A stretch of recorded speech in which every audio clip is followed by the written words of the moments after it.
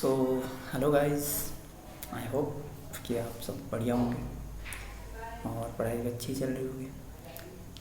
So basically पिछले अब आते हैं हम अपनी काउंसलिंग पे। ठीक है, रोड मैप पे हमने ये दो चीज़ें डिस्कस कर ली थी। ठीक है, नंबर ऑफ़ सीट्स क्या है, कंपटीशन का लेवल क्या है और वेबसाइट पे जाना है, किस तरीके से रजिस्ट्रेशन करना है। अब तीसरे आते हैं चॉइस फिलिंग कॉलेज और कोर्सेज। ठीक है, यहाँ पे थोड़ी सी ट्रिकी या काफ़ी ट्रिकी है इसमें। ठीक है, तो वो सारी चीज़ें आपको देखनी है। चॉइस फिलिंग के समय आपको कौन कौन से फैक्टर है जो इसको अफेक्ट करते हैं। ठीक है, तो वो सारे फैक्टर पे आपको ध्यान रखने होंगे। ठीक है, तो वही सारी चीज़ें मैं इसमें डिस्कस करने वाला हूँ। ठीक है, और बाकी ये इम्पॉर्टेंट डेट्स ये आप नोट कर सकते हो। तो इसमें आज मैं ये सबसे क्रिटिकल, मैं कहूँ अगर काउंसलिंग का कोई भी है सबसे क्रिटिकल स्टेप वो ये चॉइस फिलिंग है। ठीक है, अगर आपने ये सही से कर लिया, बस मेन काउंसलिंग बोलते हैं ना कोर, वो यही है, चॉइस फिलिंग कैसे करें। ठीक है, ये समझना बहुत ज़रूरी है। सो आते हैं choice filling. So choice filling colleges और कोर्सेज, ये मैंने क्या बनाया है अभी ये समझ आएगा। मोस्टली हमारे पास दो चीज़ है, एक तो कॉलेज, एक है ब्रांच। अब कॉलेज जो है, मान लो आपके पास आईआईटी है, आईआईटी मिल रहा है। ठीक है, तो क्या आपको हायर कॉलेज लेना है, क्या आपको लोअर कॉलेज लेना है? इसमें थोड़ा सा आप सोचोगे यार क्या मैं आईआईटी बॉम्बे जाऊँ या वहाँ पे जाके मैं केमिकल लूँ, या आईआईटी में जाऊँ किसी जो 10-12 में है, वहाँ पे मैं थोड़ा हायर ब्रांच लूँ। ठीक है, या अब ब्रांच आपको जो मिल रही है तो ब्रांच क्या मैं अब वही ब्रांच क्या मैं हायर आईआईटीज़ में लूँ या लोअर उसमें लूँ। मतलब एक तरीके से आप कह सकते हैं, क्योंकि ब्रांच को लेकर आपको सीएसई लेना है या आपको कोर ब्रांच लेनी है, ब्रांच आपको इसकी कैटेगरी, तो वो समझना जरूरी है। ठीक है, तो यहाँ पे स्टूडेंट्स को मेनली मैंने किसमें 3 कैटेगरी में डाला है। एक तो है जो कि बहुत, ठीक है, यहाँ पे सी जो रिप्रेजेंट कर रहा है कॉलेज को और बी ब्रांच को। तो जिनकी एक बहुत अच्छी रही जो गुड रैंकर्स है, ठीक है, जो बहुत अच्छे रैंक वाले हैं, गुड रैंकर्स, तो उनके लिए कॉलेज अच्छा भी मिलेगा, कॉलेज ब्रांच भी अच्छी मिलेगी। भाई बहुत मेहनत की हो तभी तो मनपसंद का मिलेगा ना, इसीलिए तो पढ़ते हैं ताकि हमें सब कुछ मनपसंद करना, तो तभी मिलेगी जब आपकी बहुत अच्छी रैंक है। ठीक है, मनपसंद कॉलेज, मनपसंद ब्रांच, आप लोअर में जाना चाहो, एवरेज कॉलेज में जाना चाहो, आपकी जहाँ मर्जी, आप आईआईटीज़ में जाना चाहो, एनआईटीज़ में जाना चाहो, ट्रिपल आईटीज़ में जाना चाहो, जीएफटीआई में जाना चाहो, आप जिस में जाना चाहो, सारी ब्रांच आपके लिए अवेलेबल है। लेकिन मोस्टली लोग प्रीफर करते हैं कि मैं टॉप आईआईटीज़ में।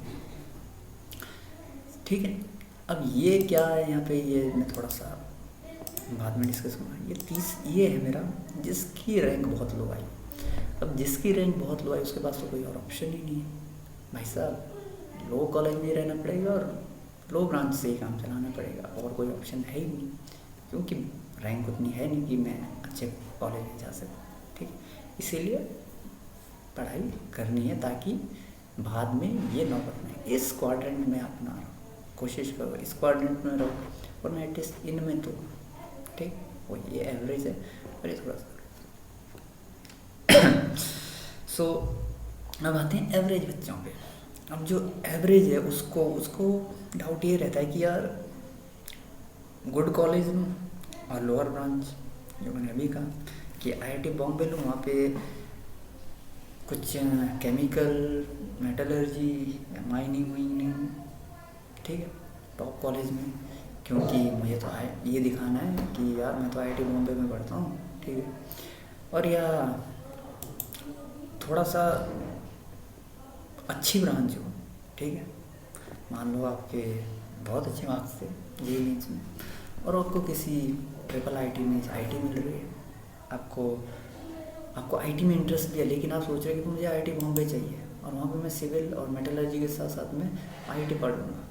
ठीक है, और वहीं सेकंड आपका क्या है कि आपको ट्रिपल आईटी मिल रहा है यार, लोअर एनआईटी, लोअर आईटी मिल रहा है, लेकिन वहाँ पे आपको ब्रांच बहुत अच्छी मिल रही है कि आपको यहाँ जाना है, यहाँ जाना है, इन दोनों में सबसे ज़्यादा डाउट रहता है हर बच्चे को कि किसको मैं ऊपर रखूँ, क्या मुझे इसको ऊपर रखना है या इसको ऊपर रखना है।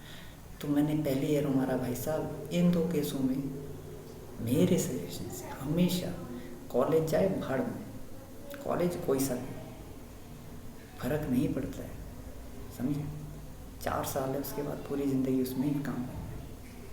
आपको फोकस करना है यहाँ, आपकी ब्रांच अच्छी होनी चाहिए जिसमें आपको करियर बनाना है, जो आपको 4 साल पढ़ना है, ठीक है। आपको 4 साल की एनर्जी आपको जिस फील्ड में आपको लगानी है वो आपका बेहतर होना चाहिए, ठीक है। तो मैं स्पेशली बहुत सारे बच्चे ये गलती करते हैं, मैं ऐसे मेरे आईआईटी कानपुर, आईआईटी खड़गपुर के ऐसे कोर के बंदे हैं, ठीक है। मैं खुद भी मैकेनिकल से पास आउट हूँ, तो मैकेनिकल के हाल आप ये देख सकते हो कि एनआईटी वारंगल में, एनआईटी में सबसे अच्छा प्लेसमेंट होता था, लेकिन कोविड की वजह से आउट ऑफ 150 हम 30 स्टूडेंट्स प्लेस्ड हुए उसमें से, ठीक है। मेरा भी प्लेसमेंट हो गया था, पर 30 स्टूडेंट ओनली कोर में प्लेस्ड हुए। बाकियों ने, कुछ ऐसे थे जो हायर स्टडीज़ के लिए जाना चाहते थे, कुछ ऐसे थे जो मतलब प्लेसमेंट तो ऑलमोस्ट 80-90% सबका हो गया, लेकिन मोस्टली जो चाहते थे कि कोर में हो। तो कोर में जब नहीं मिला तो लोगों ने कोडिंग करना स्टार्ट किया, लोगों ने कोडिंग में, और कोडिंग में अब कोर में जो बंदे गए वो कोर की जॉब देख के लगभग 70-80% लोग जॉब छोड़ के आ गए, और वो सब आईटी की तैयारी करे और आईटी के लिए प्रिपेयर करे। तो ये मैं आपको वो बता रहा हूँ, वो रियलिटी बता रहा हूँ जो आपको शायद इनिशियली पता नहीं है, ठीक है, आज के टाइम पे। लेकिन आने वाले टाइम पे आप समझ सकते हो, मतलब आउट ऑफ 150 30 कोर में गए और उसमें से भी आधे जॉब छोड़ चुके हैं। तो भाई साहब क्यों, ठीक है। आप थोड़ी सी आप समझ सकते हो मैं क्यों बार बार आईटी बोल रहा हूँ, क्योंकि फ्यूचर उसके अराउंड है। आपका अगर कोर में जाना, आपको अगर ये लगता है कि आपको कोडिंग में इंटरेस्ट नहीं है, मैं इसलिए बोल ले रहा हूँ, मैं ये कह रहा हूँ कि सबसे ज़्यादा सॉफ्टवेयर मैकेनिकल में सीखनी पड़ेगी कोर ब्रांच। अब आप अगर सिविल में भी जा रहे हो वहाँ पे भी आपको सॉफ्टवेयर सीखने हैं, आपको हर ब्रांच में आजकल सॉफ्टवेयर सीखने हैं। किसी भी ब्रांच में जाओ, आप इलेक्ट्रिकल में चल जाओ वहाँ भी आपको सॉफ्टवेयर सीखना, और साथ में इतना बड़ा सिलेबस भी। तो क्यों ना आप ऐसी ब्रांच लो जिसमें जो है ही सॉफ्टवेयर और जिसमें सिलेबस भी उतना नहीं है, ठीक है। तो इस चीज़ का थोड़ा सा ध्यान। अब और कौन कौन से ऐसे फैक्टर है जो कि कॉलेज की काउंसलिंग के लिए इम्पॉर्टेंट है, मैं उनको डिस्कस करूँगा एक से, ओके। सो अदर फैक्टर्स, ठीक है, जो कि सो मोस्ट इम्पॉर्टेंट, ये इंडिया है। इंडिया कैसा है हमारा, एक तो क्वाड्रिलेटरल टाइप का है, ठीक है। ये मेरा नॉर्थ, ये मेरा साउथ, ये मेरा ईस्ट, ये मेरा वेस्ट, ठीक है। अब मोस्टली कॉलेज हमारे हैं इस रीजन में और कुछ साउथ में, ठीक है। तो सबसे ज़्यादा इम्पोर्टेंट रहती है जियोग्राफिकल लोकेशन, जो हम पहले ये सोचते हैं, बोलते हैं ना सब बनी फिरते हैं, ठीक है। 12th के बाद हम भी बनी थे तो हमको भी लोगों ने कहा कि यार थोड़ा घर के पास ले लो। मैंने कहा नहीं, कॉलेज तो लगभग होना चाहिए, 3-4 दिन तो जाने आने में लगे, ऐसे थोड़ी ना बात होती। और हमने भी ले लिया साउथ में, यहाँ पे तेलंगाना, ठीक है, इधर के आसपास तेलंगाना में एनआईटी वारंगल, और बहुत अच्छा कॉलेज था, मुझे कोई रिग्रेट नहीं है, बहुत प्यारा कॉलेज। पर हाँ, आपको कॉलेज चूज़ करते समय क्या क्या फैक्टर नोट करने, सबसे पहले जियोग्राफिकल लोकेशन बहुत इम्पोर्टेंट है। जियोग्राफिकल लोकेशन, अगर आप नॉर्थ से हो, घर के थोड़ा सा पास है, मानो अगर आप उत्तराखंड से हो तो आईआईटी रुड़की मेरे घर के बगल में ही, मैं क्यों बाकी जगह जाऊँ जब वो टॉप आईआईटीज़ में रैंकिंग दे रहा है, ठीक, पहले मैं वो प्रेफर करूँ। लेकिन अगर हाँ मुझे जो मैं ब्रांच नहीं लेना चाहता हूँ, अगेन मैंने कहा ऐसा नहीं करना है कि ख़त्म ब्रांच लेके उधर ही बैठ जाओ। अच्छी ब्रांच लेने के लिए आप थोड़ा सा जाओ, क्योंकि मुझे कंप्यूटर साइंस चाहिए, तो ठीक है, तो आप नॉर्थ में भी आप देखो, अच्छा आपके option IIT Delhi, IIT Bombay, IIT Guwahati उधर है थोड़ा, ठीक है, आईआईटी इंदौर है आपके पास ऑप्शन, ठीक है। तो आप आईआईटी इंदौर में जा सकते हैं, ठीक, ताकि और तो जियोग्राफिकल लोकेशन नहीं, क्योंकि सबसे हेल्थ इशू होते हैं जब आप 2-2 3-3 दिन सफ़र करते हो। अभी लग रहा है, लेकिन देखो कॉलेज के सफ़र में क्या होता है, आपको अगर घूमना ही है तो एक दिन कॉलेज से निकल के ऐसे ही घूम लो, जाओ इंडिया भ्रमण करके आए, ठीक है। लेकिन जब आप कॉलेज के लिए आपके पास 10 4 4 5 5 बैग रहते हैं, बुक्स वगैरह रहती है, और आप सिंगल भी रहते हो, अगर आप बहुत ज़्यादा, तो उस केस में बहुत ज़्यादा दिक्कत हो जाती है, ट्रैवल इश्यूज़ होते हैं, ठीक है। उस वजह से हेल्थ इश्यूज़ भी होते हैं, ठीक है। अगर आप दूर चले गए और कुछ हेल्थ इशू हो गया, तो आप मान लो मैं साउथ में था तो मुझे उस समय चिकन पॉक्स हो गया था, ठीक है। तो शुक्र है कि मेरे दोस्त बहुत ख़ास थे, ठीक है। और मतलब ज़्यादातर दोस्त मेरे बिहार और यूपी, एमपी, ठीक है, एमपी, राजस्थान, यानी बहुत मतलब पूरा इंडिया ही था यार, ठीक है। तो पूरे इंडिया के लोग बहुत सपोर्टिव हैं, साउथ के लोग भी बहुत ही गजब का नेचर है सबका, ठीक है। लेकिन दोस्तों ने बहुत ज़्यादा हेल्प की। मैं लगभग 8 से 10 दिन में रूम से बाहर गया नहीं था, मुझे चिकन पॉक्स हो गया था और एग्ज़ाम चल रहे थे उस समय, मुझे एग्ज़ाम छोड़ने पड़ गए थे और मैं घर जा नहीं पा रहा था क्योंकि थोड़ा सा पता नहीं कुछ इशू मतलब ज़्यादा ही हो गया था एकदम से, तो उस वजह से तो वो हेल्थ इश्यूज़ वगैरह, ये मैं आपको वो एक्सपीरियंस शेयर करूँ जो कि कॉलेज में घुसने से पहले आपको पता होने चाहिए। फूड रिलेटेड इशू हो सकते हैं कि अगर आप नॉर्थ साउथ में चले गए तो वहाँ पे आपको पता लगा रोटियाँ वगैरह, मतलब उतना नॉर्थ का खाना ना मिले, आपको साउथ का ही खाना खाना पड़ेगा, ठीक है। तो उसमें आपको थोड़ा सा बोलोगे कि यार डेली, आप बोल रहे हैं क्या यार डेली सांभर और वही खिलाते हैं, ठीक है, इडली डोसा सांभर। लेकिन आपको अगर रहना, देखो इंडिया में वैरायटी है, ठीक है, लेकिन आपको एक एक्सपीरियंस मिलेगा क्योंकि हमारे देश में कितनी डाइवर्सिटी है, ठीक है। और 4 साल जब आप झेलोगे तो आप समझ जाओगे। लेकिन वही है अब, पर वो इसका एक डिसएडवांटेज ये भी है कि आपको उतनी नेटवर्किंग नहीं होगा। जब आप मेरा कॉलेज नॉर्थ में था, साउथ के ऐसे स्टेट्स है कि अगर आप हर स्टेट क्रॉस करते हो ना तो आपको डिफरेंट टाइमिंग मिलती है। आप उधर रह रहे हो तेलंगाना में NIT वारंगल, तो वहाँ पे तेलुगु चलती है। थोड़ा सा आप कर्नाटक में चले जाओ, वहाँ कन्नड़ मिलेगी। केरल में चले जाओ तो मलयालम मिलेगी। आप नीचे तमिलनाडु में चले जाओ तो तमिल मिलेगी, ठीक है। तो अलग अलग स्टेट में अलग अलग भाषाएं, और वहाँ पे हिंदी इतनी ज़्यादा बोली नहीं जाती है साउथ में, ठीक है। मतलब अब तो शायद ज़्यादातर लोग जानते हैं, लेकिन फिर भी थोड़ी बहुत प्रॉब्लम आती है, ठीक है।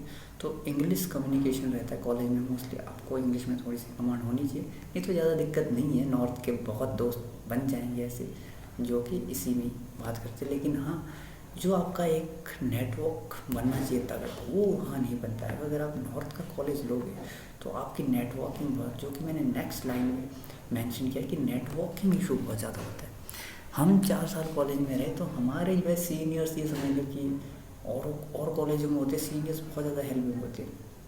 मैं ये कह रहा हूँ, मेरे जानने वाला शायद 1 या 2 सीनियर्स है, और वो भी शायद 1-2 बार मिले होंगे, वो स्पोर्ट्स के थ्रू हो गई 4-5 सीनियर्स होंगे, नहीं तो सीनियर्स में एक भी नहीं है। क्योंकि वहाँ सब साउथ के ही थे, तो उनसे थोड़ा खुद ही जाके बात करना थोड़ा ऐसा मतलब अजीब लग रहा था, ठीक है। तो ऐसे ही भी मतलब बोलते हैं ना, अलग अलग एक गुड टाइप के बन जाते हैं, ठीक है। तो वो नेटवर्किंग उतनी अच्छी नहीं हो पाती है। आप कॉलेज में इतनी तगड़ी नेटवर्क, स्पोर्ट्स वगैरह में आप मतलब कॉलेज लाइफ आप इंजॉय नहीं कर पाओगे उतने खास तरीके से, ठीक है, अगर आप साउथ में जाते हो। ये बातें मैं पहले ही इसीलिए मेंशन कर रहा हूँ क्योंकि ये समस्याएं हमने फेस किया, और मैं आपको वो रियल टाइम का एक्सपीरियंस बता रहा हूँ, ठीक है। और ठीक है, ऐसे नॉर्थ के काफ़ी बच्चे रहेंगे, पर बोलते हैं ना सीनियर से जूनियर से जब आप इधर आओगे तो देखो आपके 500-600 कनेक्शन होंगे, बहुत अच्छा। आपको लाइफ में आगे भी बहुत हेल्प मिलेंगे। और आजकल नेटवर्क आप समझ रहे हो कितना ज़रूरी है। इस बंदे के नेटवर्क बहुत अच्छे हैं, वो कुछ भी कर सकता है। थोड़ा सा लैंग्वेज इश्यूज़ हो सकते हैं, ठीक है। और वो तो है कि इंडिया में 22 लैंग्वेज है जिनको राजभाषा का दर्जा दिया गया, तो समझ सकते हैं कि हर राज्य में जाओगे आपको दूसरी लैंग्वेज मिलेगी, उनकी लोकल लैंग्वेज, तो वो तो होना ही है। तो इसलिए मैं प्रेफर करूँगा कि अगर मुझको सेम ब्रांच मिल रही है, ठीक है, ऑलमोस्ट सेम कॉलेज, 3-4 रैंकिंग ऊपर नीचे फ़र्क नहीं पड़ता है, तो मैं प्रेफर करूँगा कि मैं घर के जो थोड़ा पास है मैं उस कॉलेज में जाऊँ। ये जो फैक्टर है ये ऐसे हैं जिनको सब नेगलेक्ट करते हैं, लेकिन मैं ये कह रहा हूँ कि ये मोस्ट इम्पॉर्टेंट फैक्टर्स है जिनका जानना बहुत ही ज़्यादा ज़रूरी है, ठीक है। सो आई होप कि इस वीडियो से थोड़ी सी हेल्प मिली होगी कि आपको काउंसलिंग करनी कैसे है, ठीक है। ओके, सो ये कॉलेज चूज़ करते समय इन फैक्टर का थोड़ा सा ध्यान जरूर रखना है, ठीक है। मैं इसीलिए कह रहा हूँ कि क्यों थोड़ा सा पास होने को preference. So have a good day, thank you.